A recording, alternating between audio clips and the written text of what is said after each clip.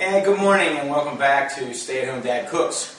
This morning we're going to tackle it's a long-term project for the day, but it's a very easy one. It's one of those projects that once you get everything going, you let it go, you got to check on it occasionally, but after that, your food's going to be taking care of itself most of the day. This is also one of those meals that we only get to have a couple times a year because we have it after special occasions. We usually have a spiral ham that you can get at a lot of places. We got ours from Costco. I don't know if you got a Costco near you, but the idea is you get a ready-made spiral ham. They taste wonderful. You use them for the first part of your week, for dinners, for sandwiches. When you get to the part where it stops being a spiral, I put it into the pot, and then we cook it. So far into the pot today, aside from the spiral ham, I've got the spices, okay? We have salt and pepper. I put in chopped onions. I've got garlic powder, and I've also got celery salt.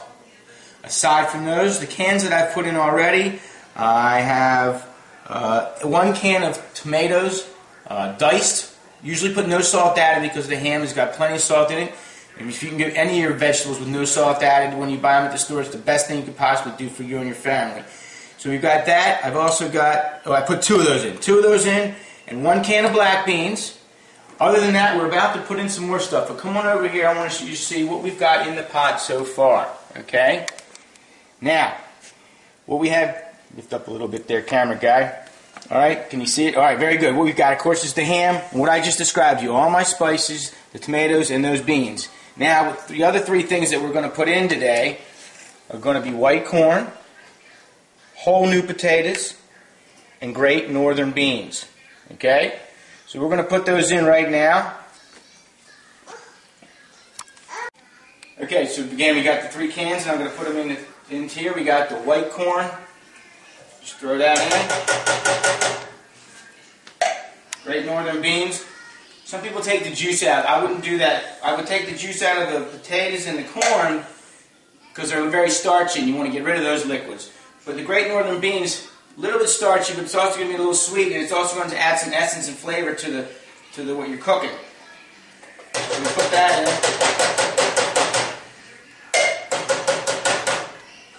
Put those over here. Last thing I'm going to put in is the potatoes. Whole new potatoes in a can. You can use fresh potatoes if you want. I find that these cook up a lot faster and easier. They'll break down, and again, they'll add flavor throughout. So I put them in as whole.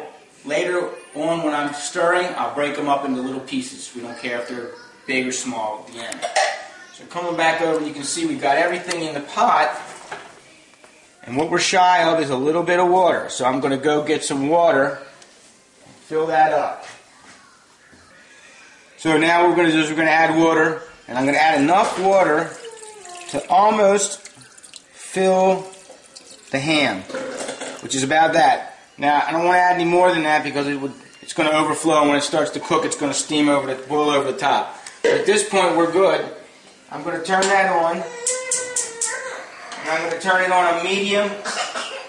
Actually, we're going to use this other burner over here because the other one's too big. The other one's for a frying pan. I'm going to move it over a little bit. Turn it on to start with a medium heat. Get it cooking. Once it's cooking, I'm going to turn it back down so that it's simmering for a long time. And I'll be checking on it for the rest of the day. Alright? So we'll come back later and see how it's doing. Alright. The last thing that we're going to do before we let this pot simmer for a couple of hours, and again, we're going to have to check it occasionally so it doesn't boil over. The last thing I'm going to do is put in some fresh celery, okay? And then we're going to go, and I want you to understand too that aside from the fresh celery, now celery here, when you make soup like this, and most times when you make celery, you throw this stuff out.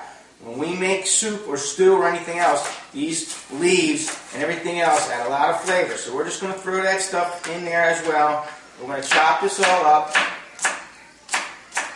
Doesn't have to be big, small. Doesn't have to be the same size or uniform. We're just going to put it in there. When it sits in a pot for several hours, it's all going to get pretty soft anyway. So it doesn't really matter. Alright, so we're good with that. But I want to go over again what we put into here.